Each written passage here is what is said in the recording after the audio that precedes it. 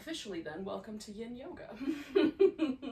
You'll need some things to make it cozy. I have a blanket and a pillow, and then I have, not too far away from me, some other blankets and pillows in the event that I want that. A drink. In this case, iced tea, but if you have other things that you want to include, it's not cold enough in my world for coffee, but if it is in your world. We're gonna start with a butterfly. You can do the butterfly lying down or seated. I'm gonna choose a seated butterfly tonight, actually. So that it starts with this rounded back, almost like a little turtle. I'm gonna fill in the gaps that live right here under my knees with a blanket.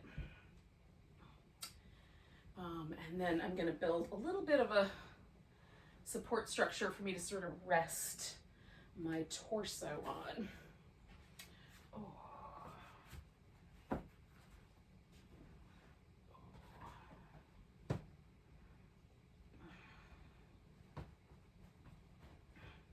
So you don't have to do all that, but you certainly can.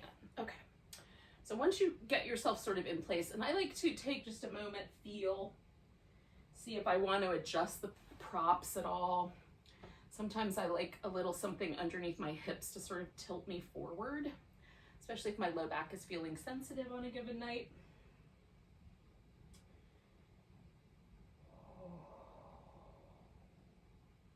If you're doing the reclining version, there's a couple of other little options you can add to it. You can support the low back, support the back on like a slope or with a couple of yoga blocks or a rolled up blanket.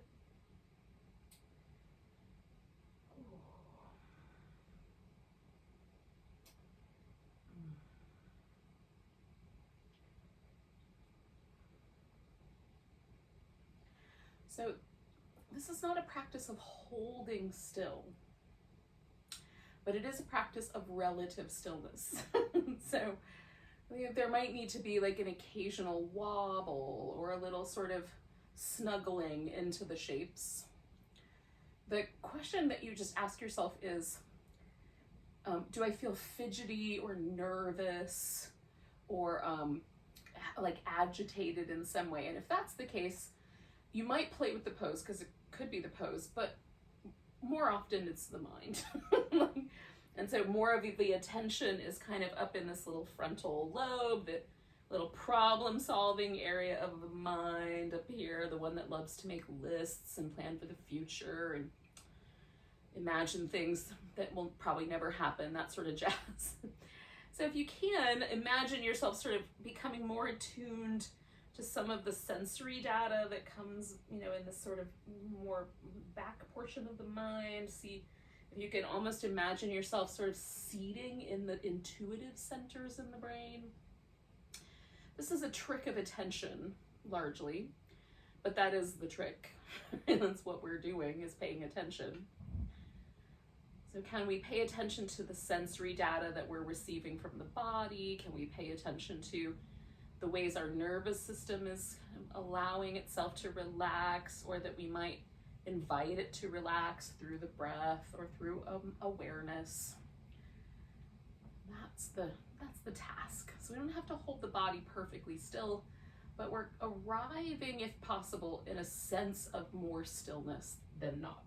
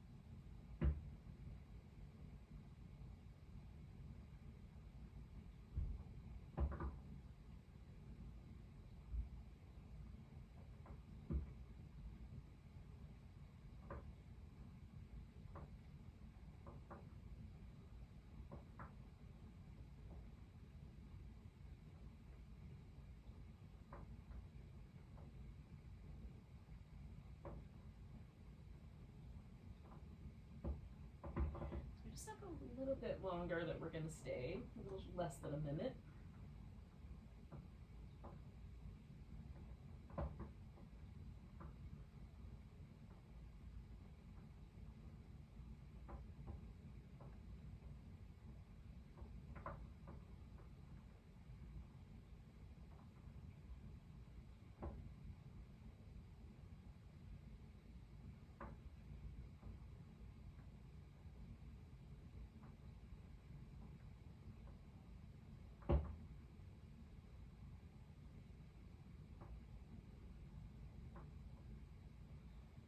We'll take 2 more breaths.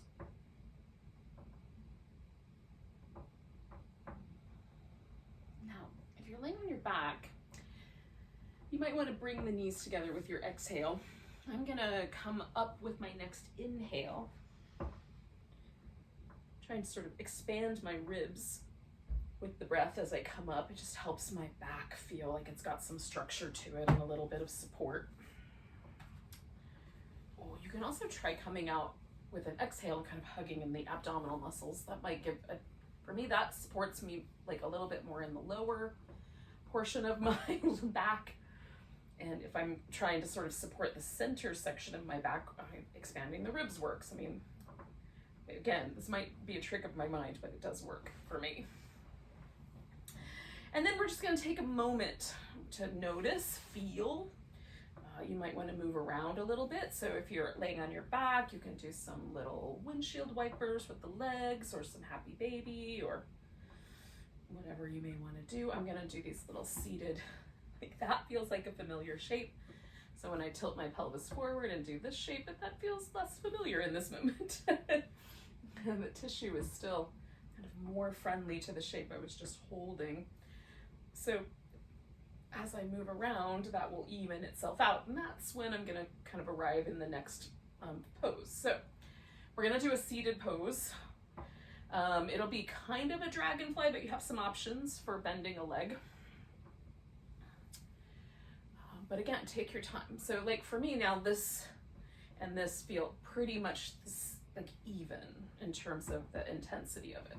I'm no longer feeling inclined towards that one bending shape. So now I feel a little bit more ready to arrive in my next pose. So I'm gonna fill in the gap under my knees. There's a gap right there. I generally try to fill in gaps with props. It makes the poses a little more friendly and a little less likely to tug at connection points. So especially for me, like at the back of the knees or under the sit bones, or at the ankle, like at the heel, or you know, the inner knee, like places where muscles attach, this outer part of the hip. Just looking for friendly ways to make those less aggressive feeling. The fascia is really responsive to kind of squishing and pressure and pulling, but once it spins itself into a tendon, it's a little less forgiving, a little more dense. Doesn't love to be pushed around as much. Okay, now I have built a Stonehenge because I will use this, I will move this around. And the reason I like the little Stonehenge is because I can, like that's what that is, but I can pick it up and move it over this leg. I can move it over the other leg. There's a little space for my leg to go. Now, what you can do, should you wish, because some people the pelvis goes backwards when the legs are in this position, is you can bend one knee, and that may just give you just a little more of a sense of forward bending, or again, you can kind of pad up the very back end of your body, sort of like you're sitting on a little wedge, and that will tilt the pelvis a little more forward and can quite often make poses a little more friendly. Now, all I'm gonna do to start with is to do a seated twist. So I've got a little V. It's not as big as my legs will go, but it's big enough that I feel a little, sensation happening, the beginning of sensation in the inner part of my thigh. I'm gonna spin around and then pause right there. Now, there is a tendency when I turn for my whole body to go, oh, you wanna go that way? Cool, we'll help.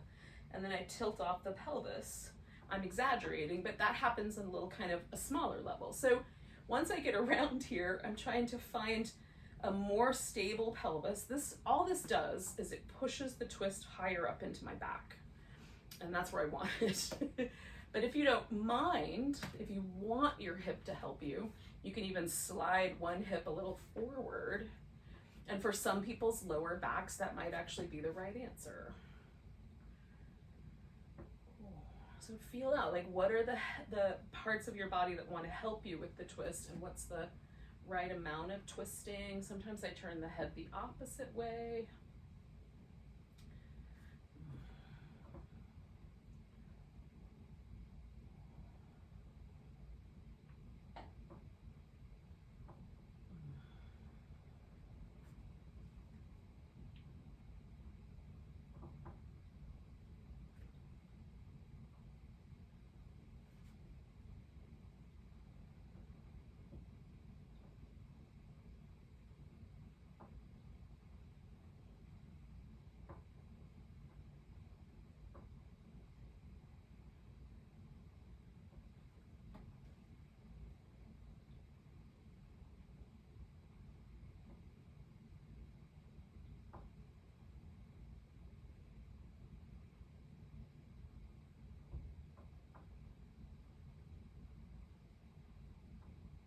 Stay for around another minute with just the twist. Just allowing that to sort of find its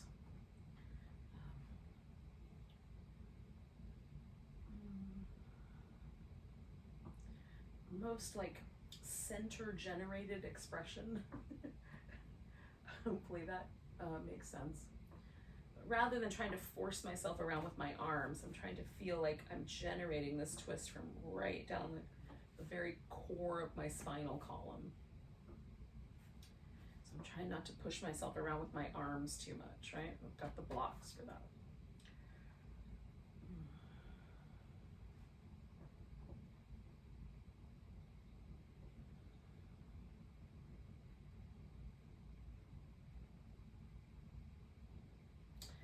Now I'm going to do 2 more breaths and then I'm going to bend forward. Now you could bend sideways over one leg so that it's a side bend, or you can bend forward over a leg, either one really. I'm going to go over the one I'm sort of pointing at. And for me, this has some qualities of a side bend and some qualities of a forward bend. So, and then you can bend whatever leg you're not folding toward, should you so desire. Like, I'm going to fold this guy, I think, and bend over this guy.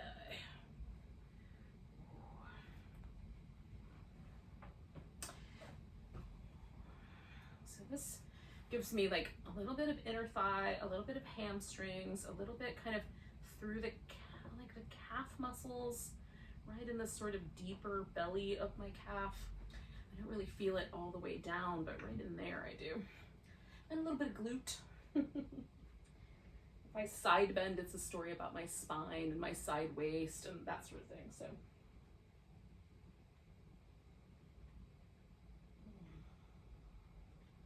pick the story you want to tell tonight.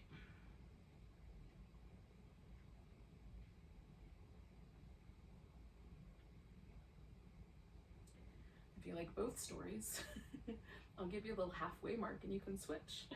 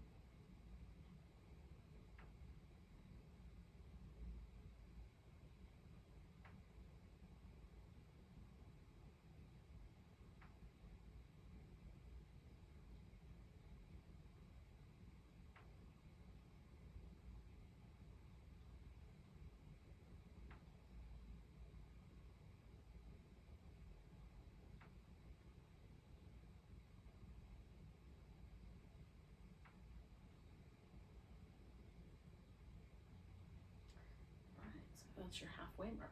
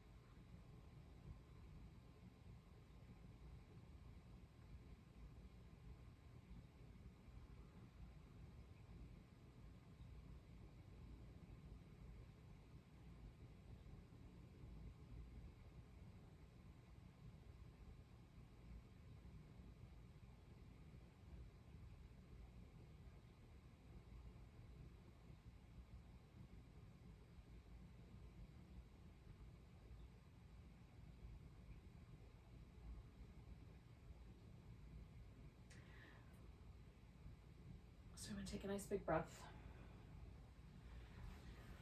And then I'm going to, again, kind of slowly start to unpack this pose.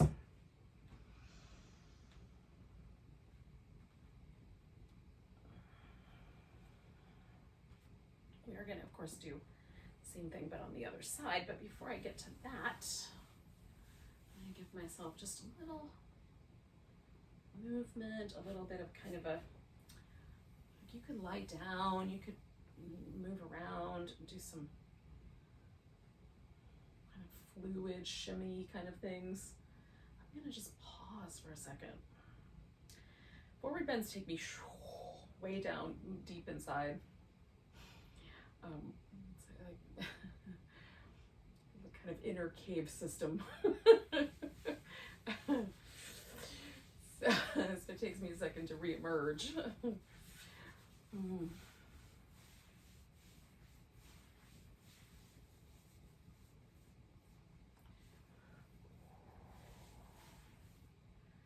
again, I'm just gonna kind of notice when my body feels like it's less inclined to move in only that one direction I was just moving in. It feels like we're just about there. So when you are there, wherever there is, it feels a little like your body is like, yeah, I'm ready to do the other side without any resistance or putting up a fight. Then we'll come to the twist. That's what we'll start this whole shindig. Is that the right word?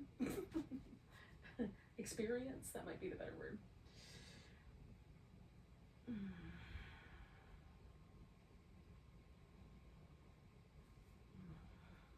need that to be closer. Here we go.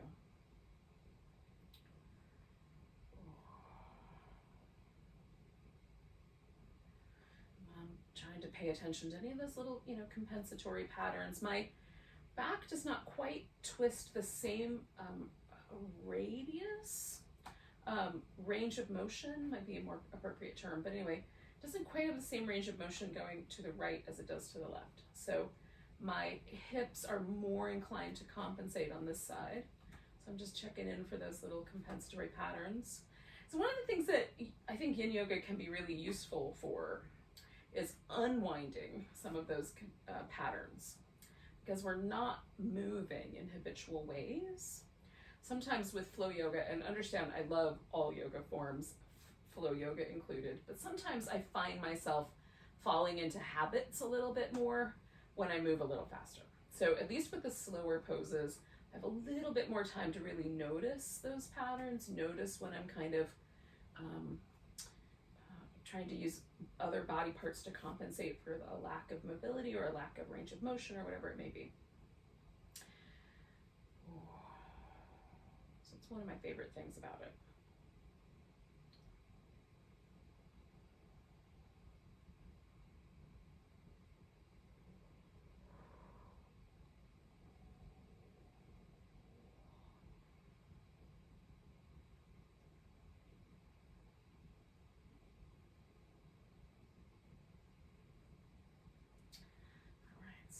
Stay for like another 3-4 breaths, and then I'm gonna do that same thing. I'm gonna fold over this leg. You can go into that shape whenever you're ready. If you want to stay longer with the twist, stay longer with the twist.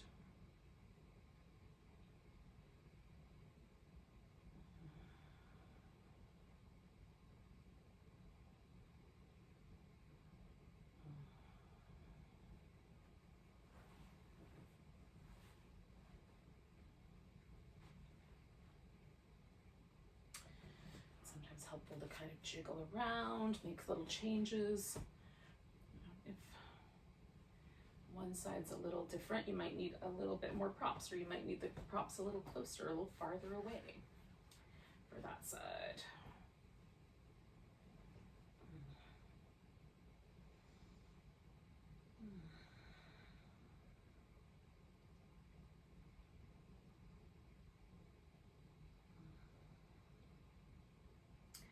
Sometimes the relationship to the props and the pose changes over time. Like I need a little less as I go along, or a little more as I go along. So keep checking in with yourself.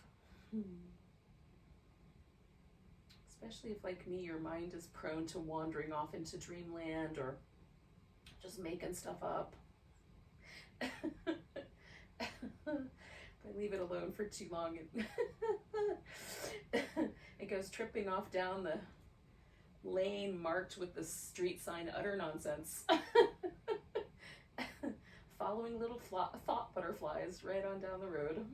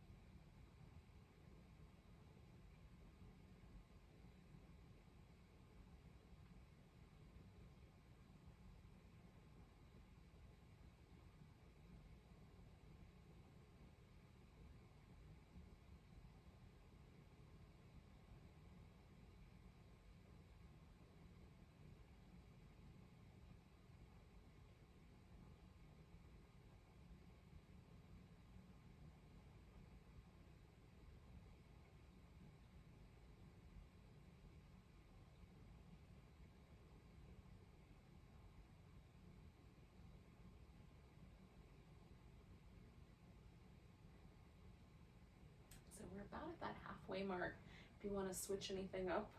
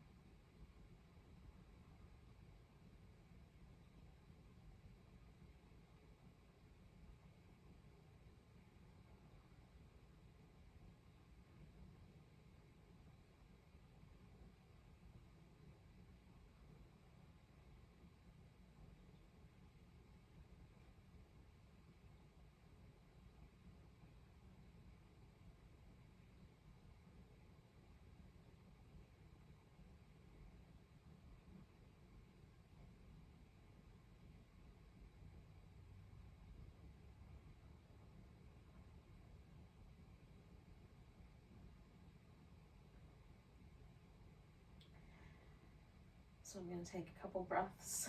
And then I'm going to gently release myself from this particular shape.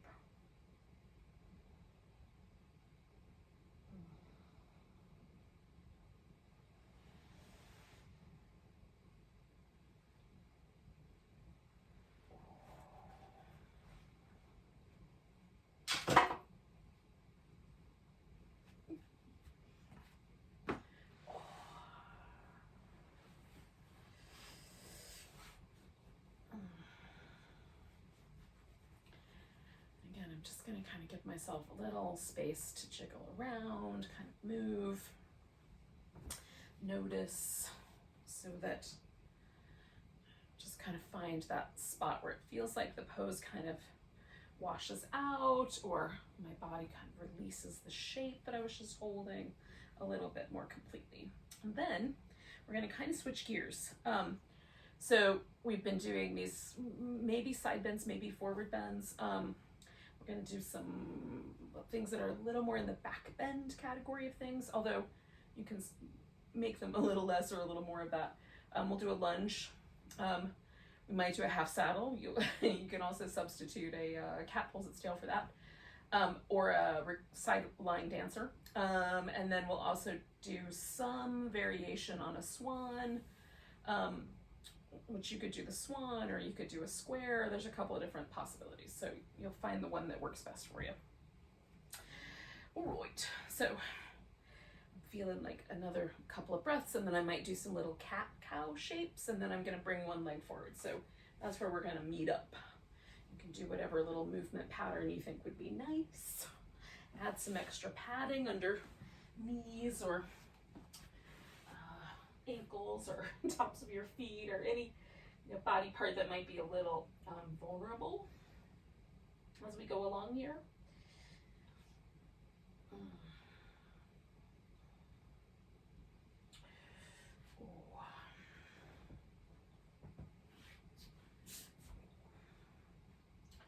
Now I'm going to start my lunge out with a little bit of a movement pattern, like really gentle movement pattern, just kind of in and out of the lunge, a little closer to a hamstring stretch and then more to the lunge. Just to kind of feel that shape for a second before I really let myself sort of take my time to create a lunge that I want to hang out in. Because I want to find a lungy shape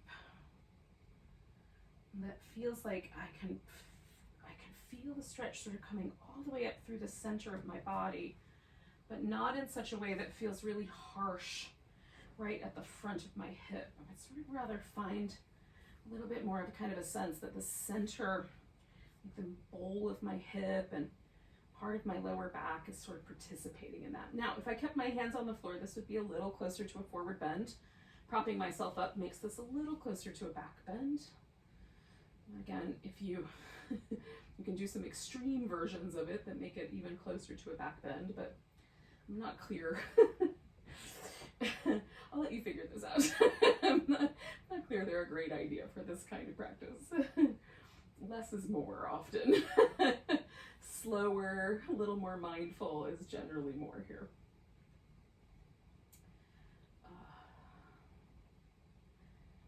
Our goal is not to destabilize our skeleton. Our goal is to bring a little fresh, like mucusy hydration to the layers of tissue between our skin and our bones. That's our job. How much mucus can we encourage to find its way there? Plus, I just got to say the word mucus a whole bunch of times, and that was fun for me.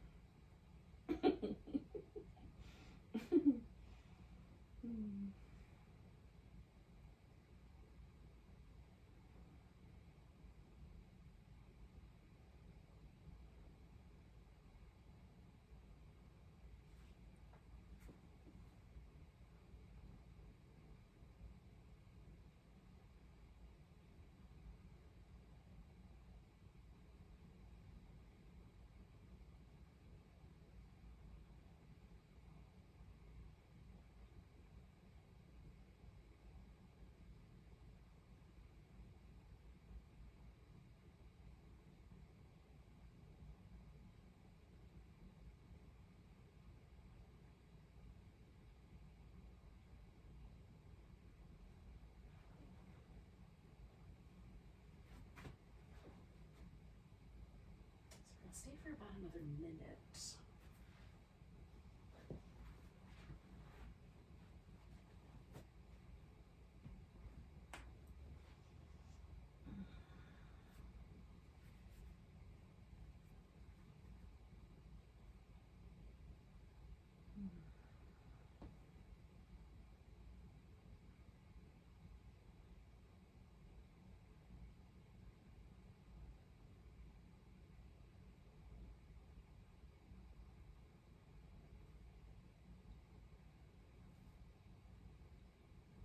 Now I came really close to the earth, but I put a bunch of props in between me and the ground to make sure it holds me in a place that feels stable and appropriate. But this is not appropriate for everyone. So there's no rule about which version of this lunge you should do. Do the version you want. We're going to do 3 more breaths.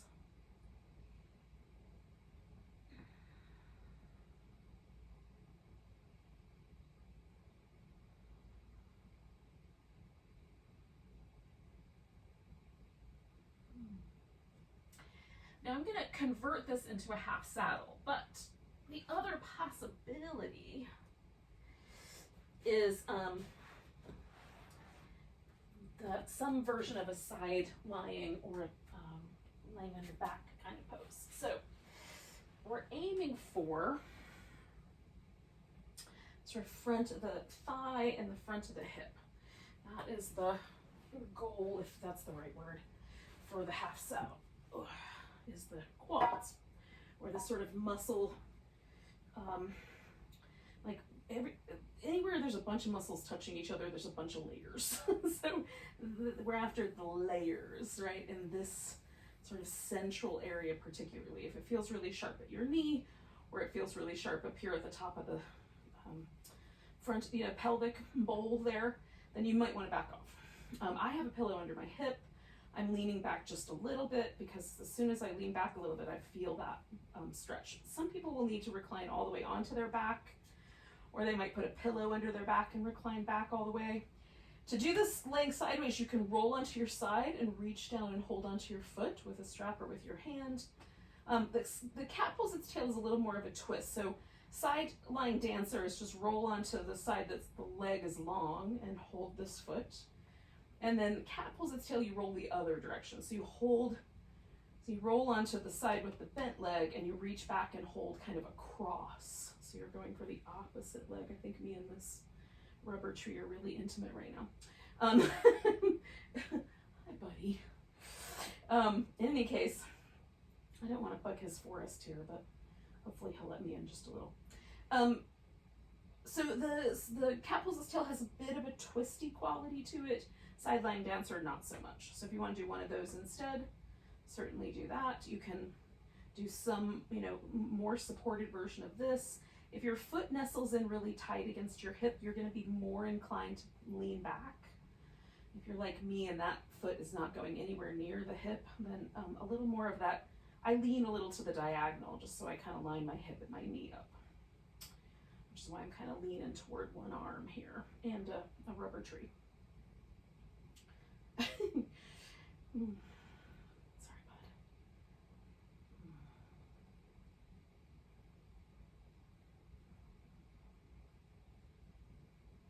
There's room for me to lay back there or not. I might jiggle a little bit sideways here. Okay, now I'm underneath the rubber tree.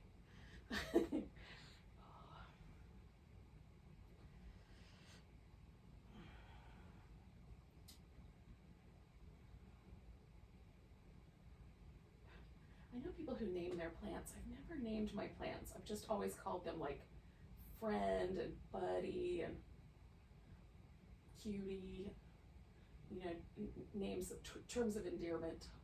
I like the idea of naming plants. It just, somehow that doesn't pop into my brain.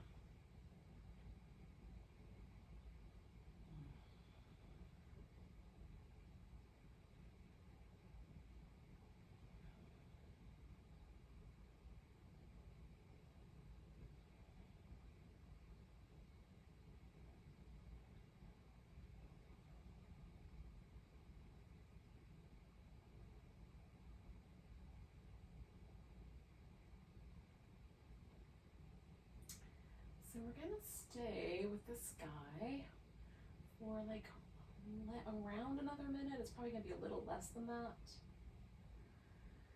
But if you're already sort of feeling like, oh, I've had enough of this, you can merge into some variation of the swan pose, which you might know better as pigeon, just to the yin world likes different names so that, you know, we're not bringing baggage from other ideas into the practice. It's valid.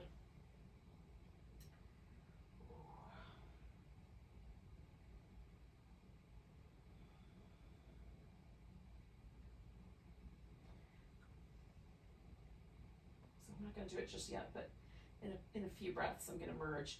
And the leg that's going to be the bent leg in the swan, if I move forward, is going to be this one. So the leg that's currently outstretched is going to be the bent leg, and this leg is going to wind up being straight behind me. Now I may change my mind and flip upside down and do this pose on my back because I'm feeling inclined. I've had an interesting day with my body. I might feel inclined to be a little bit more gentle than not. We'll see. We'll see how this feels. Sometimes we have interesting days with our body. Speaking for the collective. Oh, goodness.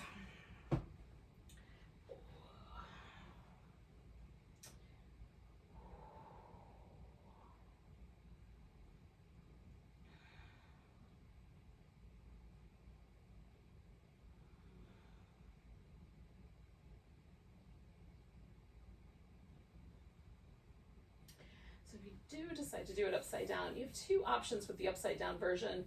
You can just adjust the legs exactly as they are here, one leg left straight, one leg bent, kind of play with the angle of how you bring it across your chest, and you hold on to it like a half happy baby or like a rock the baby kind of position.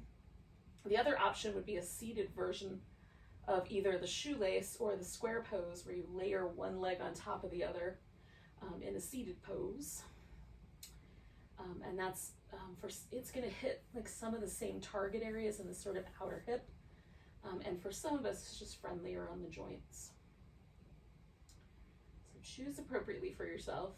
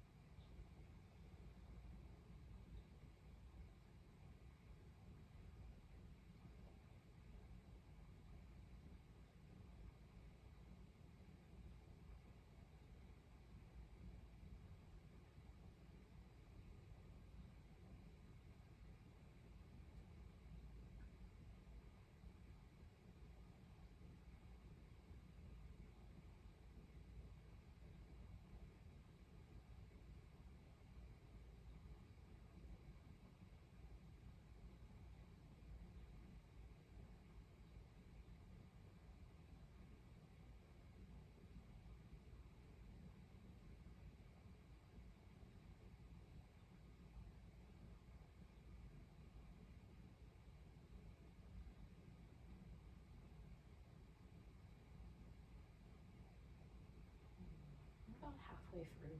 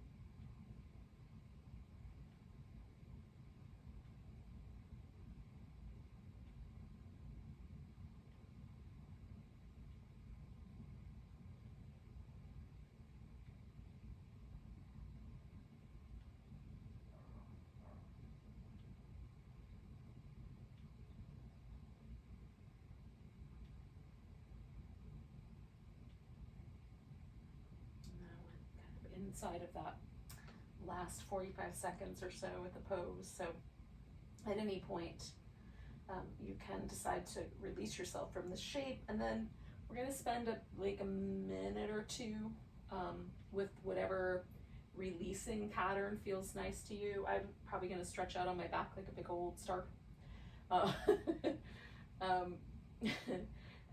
So if that appeals to you, you could do that. If you'd rather do some movement, you can definitely do that. Interpretive dance, I like to invite people to that whenever possible.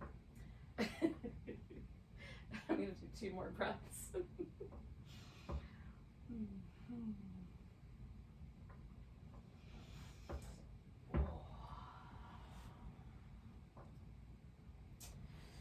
Good idea to come out nice and slow. Give yourself permission to mosey a bit out of the shape.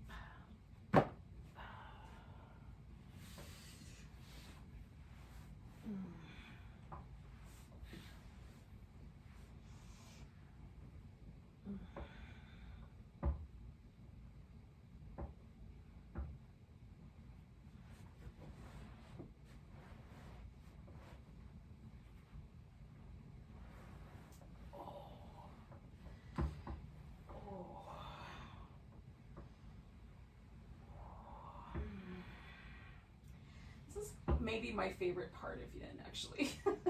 I love the poses too, but I love the space that happens when you've done a pose or a couple poses, and then you settle and just feel. There's this wild sensations, especially when I've done one side but I haven't done the other yet. There's this kind of interesting compare and contrast opportunity.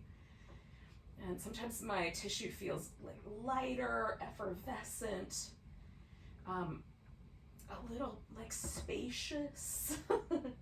Sometimes it feels the opposite of all of that, but generally speaking, if I have been kind to myself, then I experience really lovely sensations. And when I don't, then I learn from that. It's like, okay, that was too much. Next time, dial it back, girl. This is my inner dialogue I'm sharing with you on the outside, so for whatever that's worth. This hip just feels really liquidy and,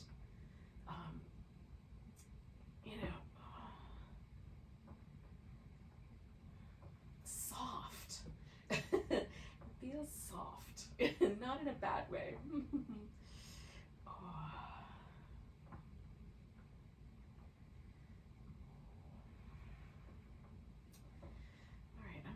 Do like another 3 or 4 breaths here, and then I'm going to sort of meander my way into the lunge on the other side. So I'll have my left leg forward since I did the right leg forward last time. So you'll just, hopefully you remember which way you went, or it'll feel familiar when you get somewhere.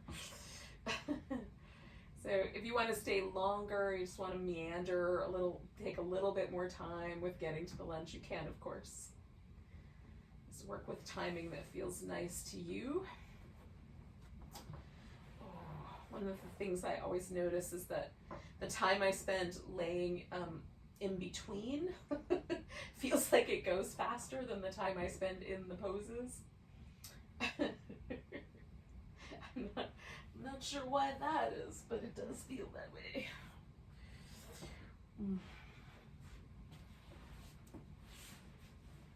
So it's not particularly graceful, this pattern of movement that I'm doing here, but but it will do the job. And eventually land me in a lunge. And again, I'm going to start with this little kind of, I'm not even going all the way into a lunge or all the way out, just sort of feeling, trying to feel for the moment where I notice the deep inner muscles, that muscle in the belly of my hip, and the muscle that comes down from my low back and intersects with that center of my hip. I want to find that area. And like I'm trying to sort of gently approach that without being too aggressive on the poor little ribbon of tendon that goes over the front of my hip.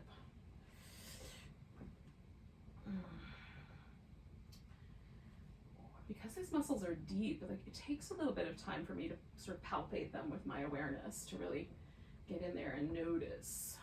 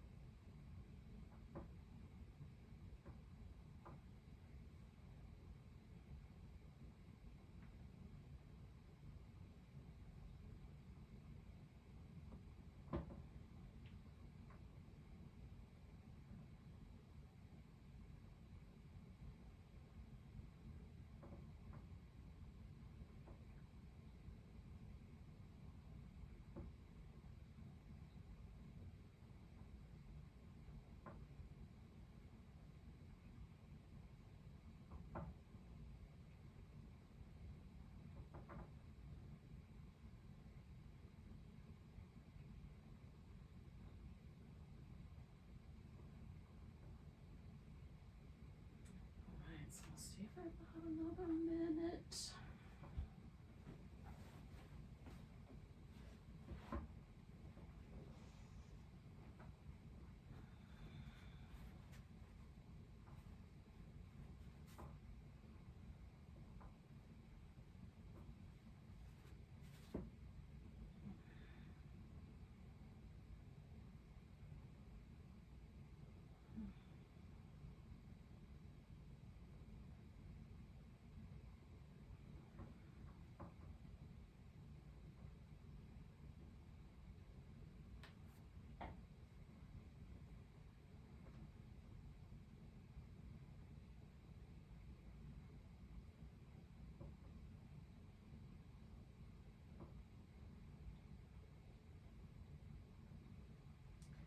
Do about 3 more breaths.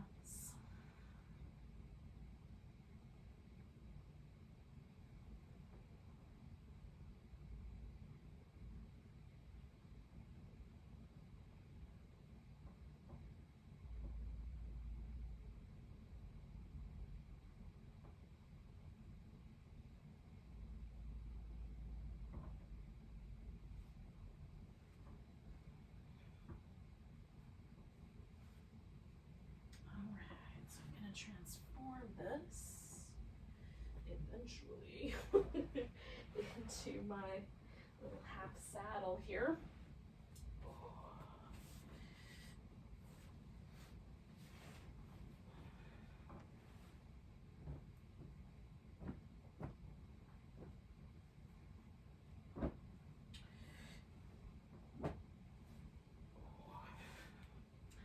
Again, I'm kind of starting gently, starting lightly here. Eventually, I may wind up leaning a little further back, but as soon as I feel sensation, I want to just pause.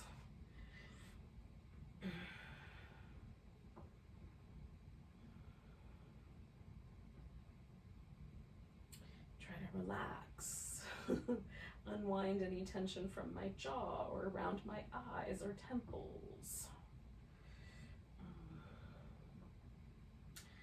So there's a little acupuncture pathway along the top of the eyebrow, kind of wraps around over the ear.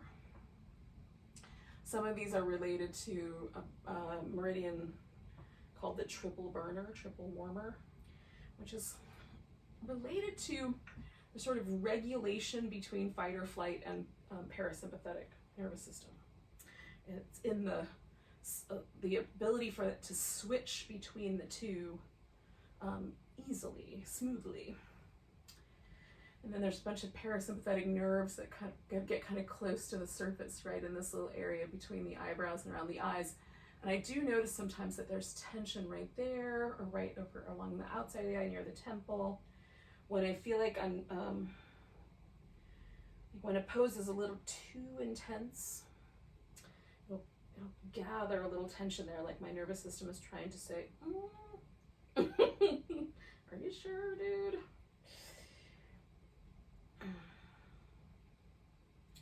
And just kind of relaxing that. You can even massage that little bridge of your nose or across the top of the eyebrows. A little rescue massage for the gallbladder, meridian, and the triple burner.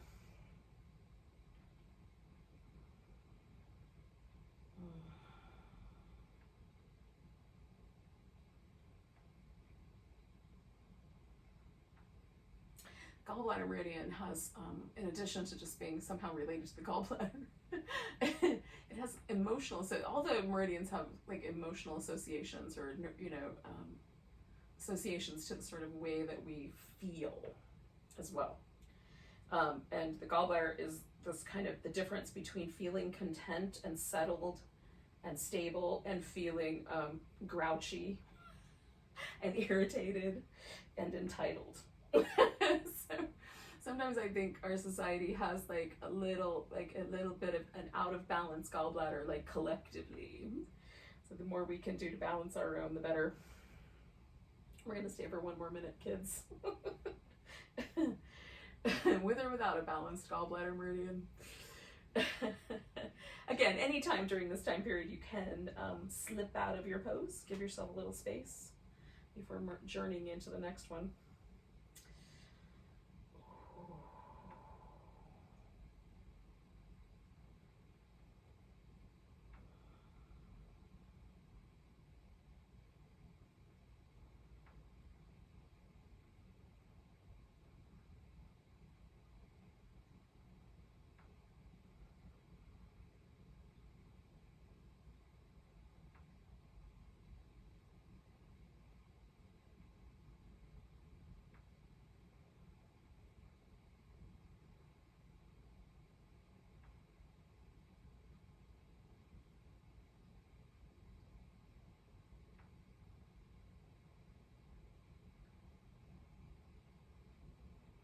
Okay, about 4 breaths left.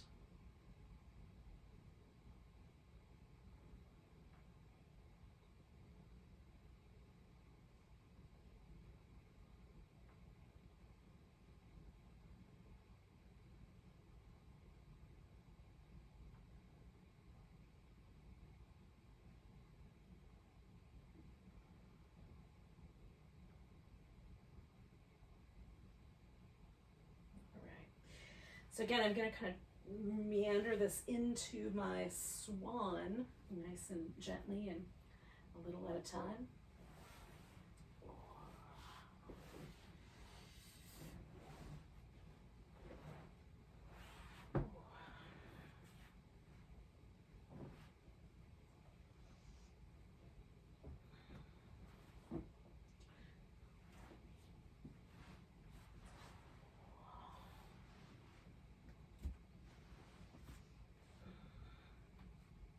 And of the poses we've done in this little array, this is the one that is the longest. So again, I'll give us some little signposts along the way, and if at any point you determine that it would be more appropriate for this pose to end sooner rather than later, or you want to switch it up and lay on your back, or whatever the possibilities are, you're welcome to do that.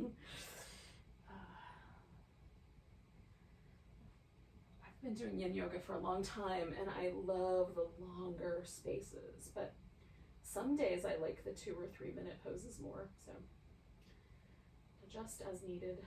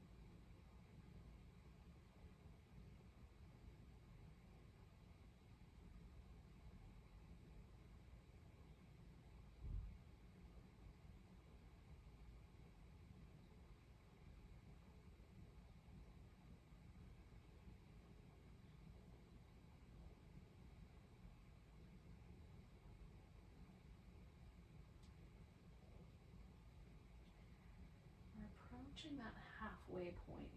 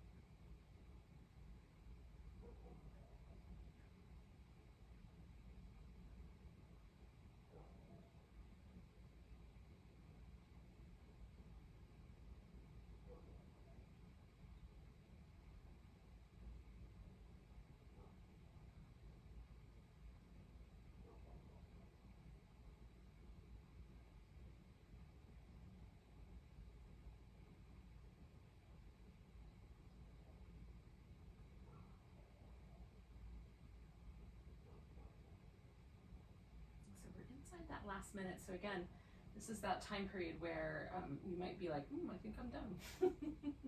Just kind of roll out of there, give yourself some space. And if you're still enjoying the pose, it's still feeling like it's rich or it's just getting good, stay a little longer.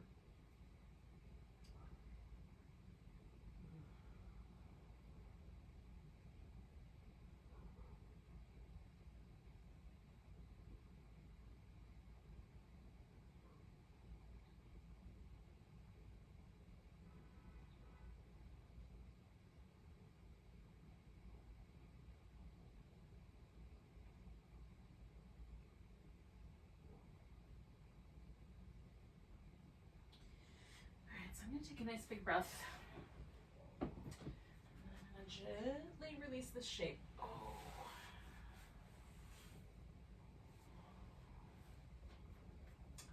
Give myself a moment to feel where it landed me.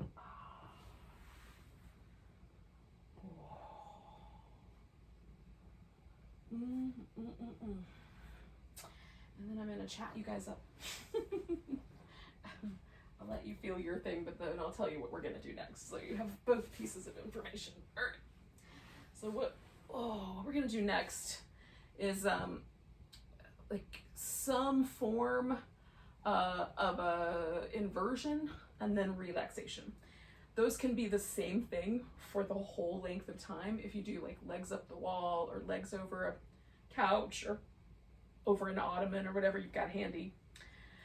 If you want to do something like the snail, I'm going to do a supported bridge for a little bit. And in that case, you will probably want to stay in that for a little bit of time and then come out of that and do like a shavasana or something along that line. Or, one of the above mentioned poses. So previously mentioned, legs up the something. So that's the question, is like where, what of those sounds really awesome. Now the way that I'm going to do my supported bridge tonight is I'm actually going to lay my whole back and my hips on a pillow so that my shoulders touch down, and I've added a blanket because almost always this distance for me needs to be a little shorter. But depending on you, you might want yours to be a little taller, and so a yoga block might be more appropriate. So you put that underneath your hips so the hips are supported, and then the back will just kind of cascade. The snail is where you bring the legs up and over your head and curl your knees in toward your ears. Sort of like a plow, but curlier. So it sort of holds itself up without a lot of effort on your part. That's the idea anyway. So, choose what you think is going to be most appropriate for yourself.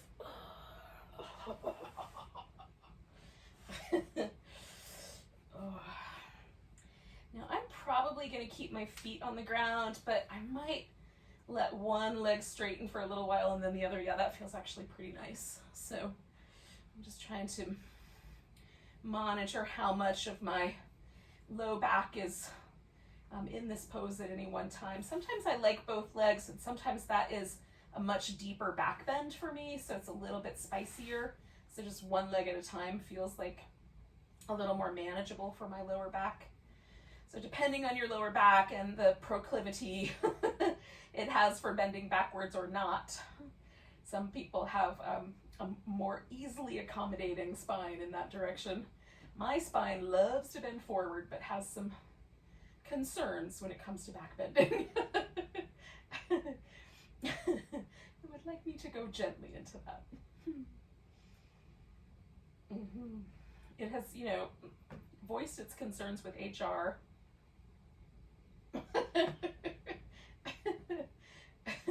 Some days I think that got lost in the paperwork, but you know how brains go.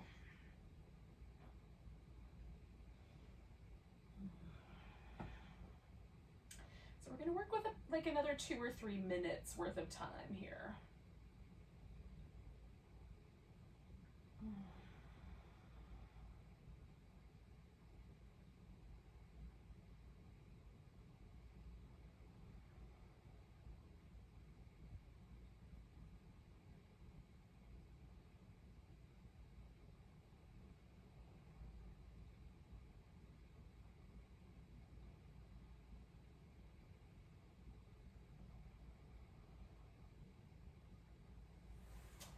I'm going to switch which leg I'm doing.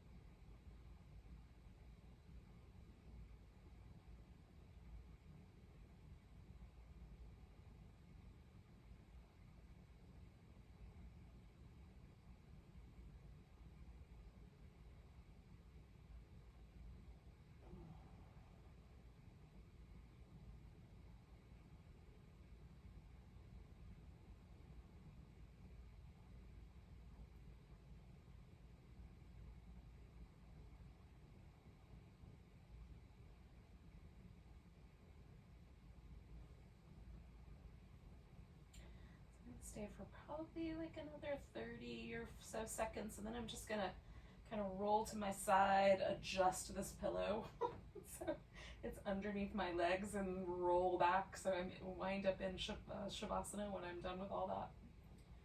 I'm gonna give myself those last few breaths here though.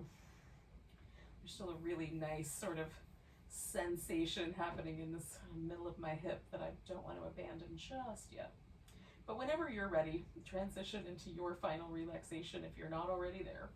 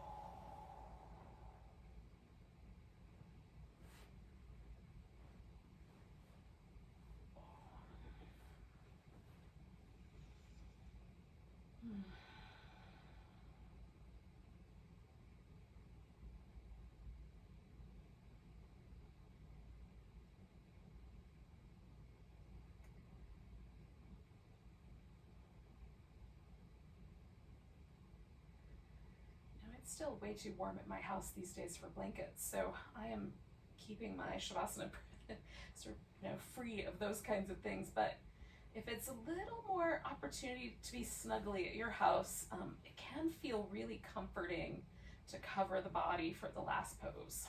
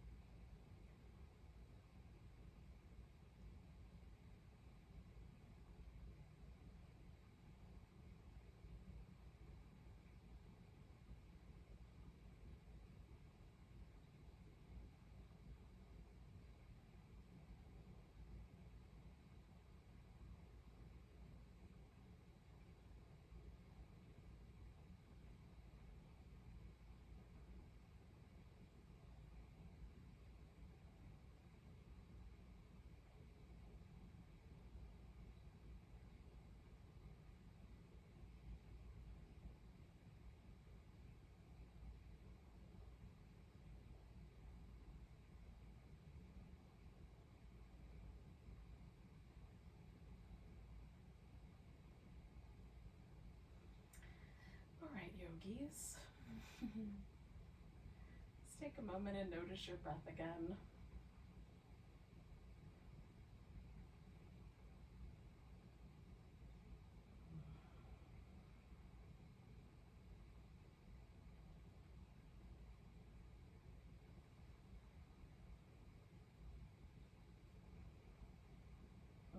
When you're ready, you can start to wiggle and move, stretch, whatever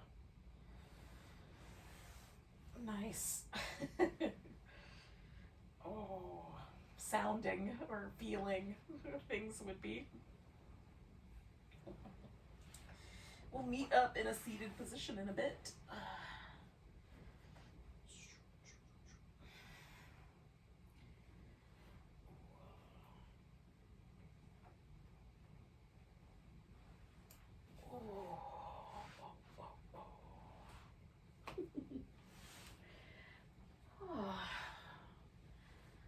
I appreciate you joining me for tonight's yin yoga class.